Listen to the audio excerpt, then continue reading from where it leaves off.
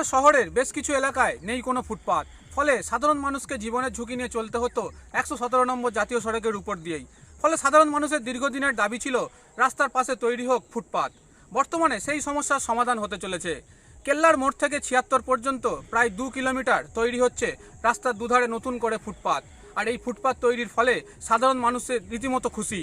সাধারণ মানুষ জানাচ্ছে জীবনের ঝুঁকি নিয়ে চলাফেরার এখন দিন শেষ। এই ফুটপাত তৈরি হওয়ার ফলেই অনেকটাই সুবিধা হবে যাতায়াতে। তো 100% খুশি, কারণ রাস্তাটা প্রয়োজন তুলনায় অনেকটা সরু। আর এখানে প্রচুর গাড়ি, কাকদ্বীপ, নামখানা, পাথর এইসব জায়গার গাড়ি যায়। আর এই রোডের আমাদের পাশাপাশি নগেন্দ্র বাজার যেটা আছে, মাছের বাজার, সিজনের সময় খুব সমস্যা হয়।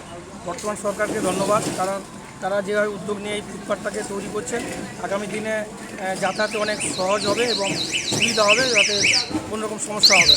যে ফুটপাত তৈরি হচ্ছে, কোথাও ঢালাই পড়ছে, কোথাও বা ইট পড়ছে।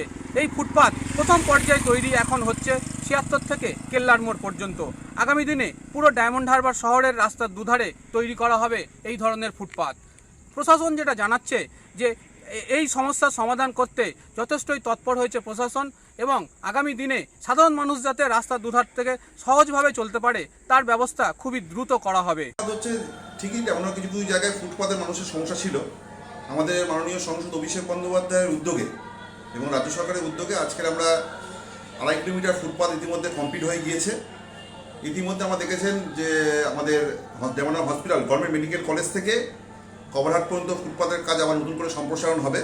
খুব দ্রুততার সঙ্গে আমাদের কাজ এগোবে, এবং তার সঙ্গে আমাদের প্রশাসনকে ধন্যবাদ জানাবো। দ্রুততার সঙ্গে প্রশাসনও কাজ করছে, যেটা আমাদের প্রচণ্ড সমস্যা। নগেন্দ্র বাজার ওখানেও দুধারেই ফুটপাত হচ্ছে কি সম্প্রসারণ করা হচ্ছে। আমার শহর ডায়মন্ড হারবার থেকে জয়দীপ হালদার, কলকাতা টিভি।